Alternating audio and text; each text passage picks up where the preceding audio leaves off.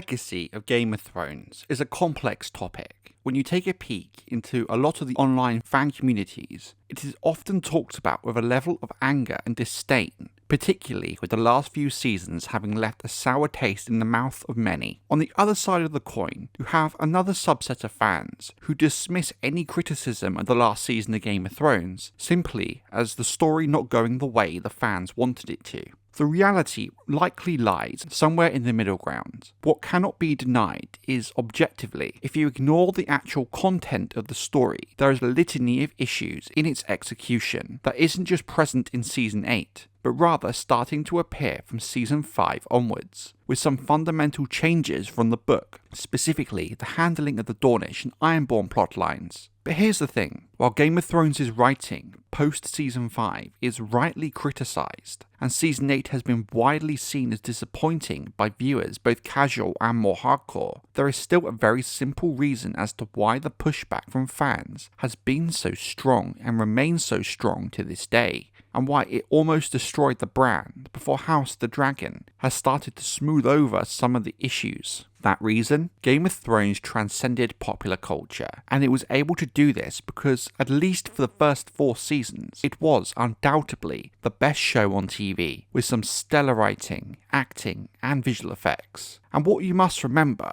is even in those early seasons, there were still some huge changes from the source material that within the context of the show worked really well. And that is why the backlash to Season 8 was so much bigger than anyone thought possible, and why it's not fair to dismiss criticisms by saying fans are just not happy the story didn't go the way they liked. Put simply, there was a time when the writers, David Benioff and D.B. Weiss, had proven they were capable of making phenomenal TV, both in terms of the writing and its execution. The show would never have become so popular otherwise. And that's the thing. Game of Thrones itself was capable of doing so much more than it was given post-Season 4. So while the criticisms and negativity towards Game of Thrones last seasons is warranted and fair, I think we struggle to see past that disappointment and forget that at its core, there was once at one stage a phenomenal TV show that kept viewers hooked week in, week out, that became this pop culture powerhouse. That's why in this video we're going to be looking at an example of changes Game of Thrones made from the books that, despite not being what fans expected or maybe even wanted, proves that at some point even the writer's original ideas had strength to it and had positive impacts. I'm always going to be a book purist first and foremost, and would rather an adaptation follow the source material as closely as they can. But also, the part of me that studies screenwriting and worked in TV knows that sometimes, for a multitude of reasons, that it's just not possible. The battle beneath the wall is one of my favourite parts of A Storm of Swords. It became clear as Season 4 Episode 9 Game of Thrones approached, the episode to feature that battle, that they were very much going to be doing their own thing with it. Some of the key changes made to the battle in the show, for me at least, really raised the stakes of it considerably. They did a really good job of making it feel like this hopeless last stand for the Night's Watch against this horde of wildlings. Setting it at night, I also really think added a lot to the atmosphere, and as an action set piece, it highlights a lot of the elements that are great about battles in Game of Thrones, and is much better than a lot of the combat seen in later seasons of the show. While I'm not a massive fan of Jon's fight with the Magnar of the Thenns, I can understand why they added it in terms of a screenwriting point of view. Having that sort of boss fight for your lead character adds a kind of a more visual representation of the internal monologue and struggle that can sometimes be lost in the transition to film. All in all, it's a great episode of TV, and thrilling to watch even now, having seen it many times. It's a highlight every time I rewatch the show. But as I said, we knew going into it there was going to be some fundamental changes to the way the battle was done, given that most of the minor Night's Watch characters that play a key role are not present. Given Game of Thrones' reputation, I think many fans predicted that not everyone was going to make it out of the battle alive.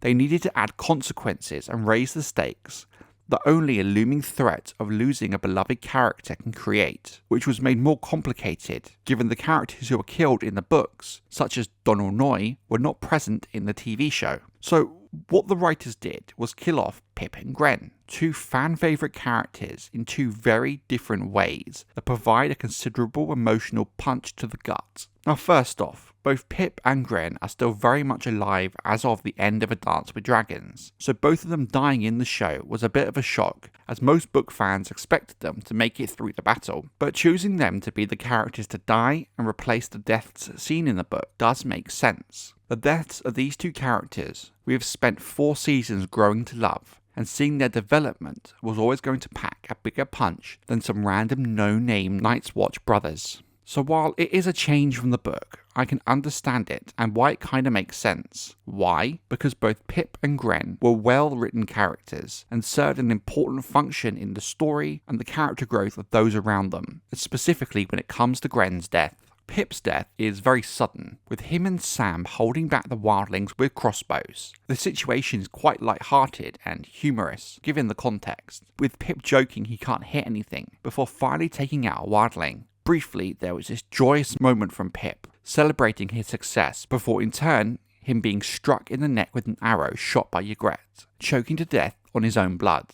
dying in Sam's arms. It's genuinely quite harrowing as Sam tries to comfort his dying friend. Pyp's death happens very suddenly and is quite brutal in its depiction, but is very important as part of the episode and the battle as a whole. No one is safe, even book characters. Anything could happen to anyone, barring perhaps maybe Jon and Sam. It also lulls viewers into a sort of false sense of security. With Pyp dead, you might let your guard down slightly, assuming that was the big death of the episode, adding to the emotional impact of events to come. Namely, the death of Ygritte for people who hadn't read the book, and then the death of Grenn for book fans. Now, this is when we get to Grenn's death, which inspired this whole video. Now, Grenn is given the death of Donnol Noye, the one-armed blacksmith from the books, who never made it into the TV show. Now, in the book, Donnol gives command of the wall to Jon, as he goes off to hold the gate against the attacking giants, and is killed doing so. Now, the key difference here is when it comes to Grenn taking Noye's role, is Noye in the book chooses to defend the gate. He is in command and he decides to sacrifice himself. Whereas in the TV show, Jon is already in a position where he's giving orders in the battle with Sir Alistair injured. So it is Jon who personally commands Grenn, his close friend, to hold the gate against the giants. When Jon does this, he's knowingly sending one of his closest friends to his death. Grenn also seems to know this as well, but does what Jon commands without a question or a moment's hesitation. The way in which the show handles Grenn's death helps in providing more emotional weight to the scene than if it had just been some random character,